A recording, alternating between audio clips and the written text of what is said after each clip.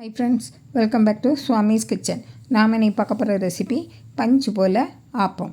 பழைய சாதத்தை வேஸ்ட் பண்ணாமல் பச்சரிசி கூட சேர்த்து அரைச்சி ஆப்பம் பண்ணியிருக்கேன். ரொம்ப பஞ்சு போல் டேஸ்டாகட்டும் இருக்கும். இதை எப்படி செய்திடலான்னு பார்த்துருவோம். தேவையான பொருளையும் பார்த்துடலாம்.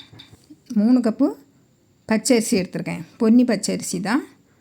3 கப்பும் எடுத்து போட்டுருங்க ஒரு பாத்திரத்தில். இப்போ 3 டேபிள் ஸ்பூன் உளுந்தம்பருப்பு பாருங்க. 3 டேபிள் ஸ்பூன் உளுந்தம்பருப்பு போட்டு இதை நல்லா 2 நேரம் இல்லைனா 3 நேரம் கழுவி எடுத்துருங்க. நல்லா கழுவின பிறகு நல்ல தண்ணி விட்டு நல்லா ஊற வச்சுருங்க. ஒரு 6 மணிக்கூர் ஊறணும். குறைஞ்சது ஒரு 6 மணிக்கூர் ஊறணும். அப்படின்னா தான் இந்த ஆப்பம் சாஃப்டாக இருக்கும். ஏன்னா நம்ம பச்சரிசி மட்டும் தான் சேர்த்துருக்கோம். இப்போ இதை மூடி வச்சுருவோம். பாருங்கள், 6 மணிக்கூர் கழித்து பாருங்கள் எப்படி இருக்குன்னு. நல்லா ஊறி வந்திருக்கும். இப்போ இதுக்கு வெந்தயம் சேர்க்கணும்னு தேவையில்லை. நம்ம சாதமும் சேர்த்து செய்தனால வெந்தயம் சேர்க்க வேண்டாம். இப்போ நான் ஊறின அரிசியை மிக்ஸி ஜாருக்கு மாற்றிடுவேன். நான் 3 நேரமாக அரைச்சி எடுக்க போகிறேன். நான் இந்த கப்பில் தான் பச்சை அரிசி அளந்தேன். இப்போ அதே கப்பில் தான் நான் பழைய சாதம் எடுக்க போகிறேன். பாருங்கள், முதல் நாள் வடித்ததை நான் ஃப்ரிட்ஜில் எடுத்து வச்சு காலையில் எடுத்து தண்ணியில் போட்டு வச்சுட்டேன். அப்போ தான் கொஞ்சம் புளிப்பு சுவை இருக்கும். இப்போ 1 கப்பு சாதம் அழுத்தி எடுக்கணும். எடுத்துக்கிட்டு ஒரு 3/4 கப்பு தண்ணி விட்டு நல்லா அரைச்சி எடுத்துருங்க. நல்லா மை போல் அரைச்சி எடுத்துருங்க. இப்போ 2வதும் அரைச்சி எடுத்துருவோம். இப்போ இதே போல் தான் முதல்ல இவ்வளோ சாதம் எடுத்தோமோ அழுத்தி தான் எடுக்கணும்.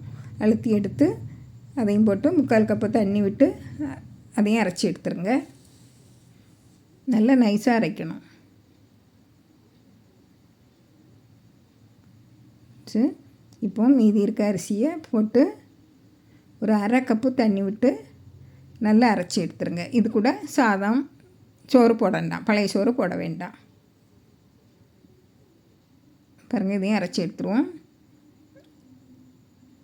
இப்போ அரைச்சி எடுத்தாச்சு. கூட 1 டீஸ்பூன் உப்பு. நம்ம மிக்ஸி ஜாரை அலசி கொஞ்சமாக அந்த உப்பு மேலே தண்ணி விட்டு ஒரு 1/4 கப்பு இட்லி மாவு. இட்லி இல்லைனா தோசை மாவு. நான் தோசை மாவு தான் ஊற்றுவேன். கொஞ்சம் தண்ணி இணங்க இருக்கும். அதையும் விட்டுடுங்க. இட்லி இல்லைனா தோசை மாவு ஒரு 1/4 கப்பு. நம்ம எந்த கப்பில் அரிசி எடுத்தோமோ அதே கப்பில் ஒரு 1/4 கப்பு தோசை மாவு இல்லைனா இட்லி மாவு விட்டு நல்லா கலந்து வச்சுருங்க. இந்த இட்லி மாவு தோசை மாவு விடுறதுனால நல்லா புளிச்சு வரும். பாருங்கள், இப்போ மூடி வச்சுருங்க. அடுத்த நாள் காலையில் பார்ப்போம். நான் நைட்டு 10 மணிக்கு தான் அரைச்சி வச்சுருக்கேன். அடுத்த நாள் காலையில் பாருங்கள் இவ்வளோ அழகாக புளிச்சு வந்திருக்கு. பாருங்கள், நம்ம இட்லி மாவு விடுவோம்ல, அதனால் இவ்வளோ புளிப்பு.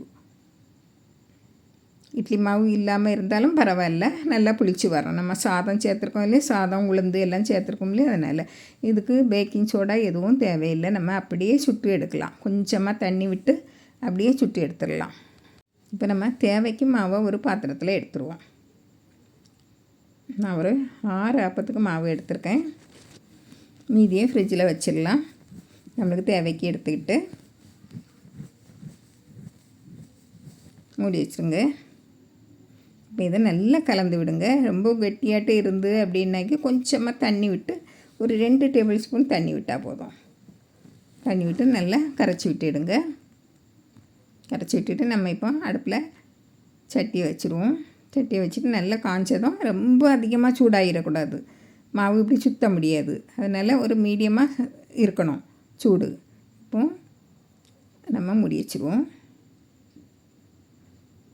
பாருங்கள், நல்லா வெந்து செவந்து போய் இருக்குது. பாருங்கள், உரங்கள்லாம் செவந்து போய் இருக்குது. இதை எடுத்துடலாம். கொஞ்சம் அடிப்பிடிக்க போல் தான் இருக்கும். எப்படி தான் இருந்தாலும் நம்ம சாதம் அதிகமாக சேர்த்து செய்தனால எப்படி இருக்கும்.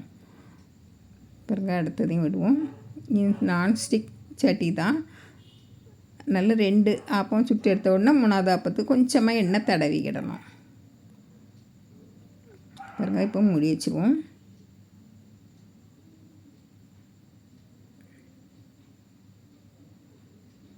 பாருங்கள், இதுவும் நல்லா சாஃப்டாக இருக்குது.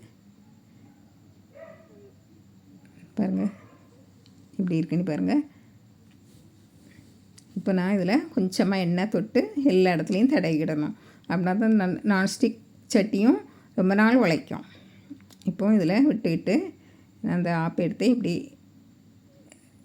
சுற்றி விட்டுற போகிறேன். பாருங்கள், இப்படி தேய்ச்சியும் எடுக்கலாம். பாருங்கள் எப்படி இருக்குன்னு பாருங்கள்.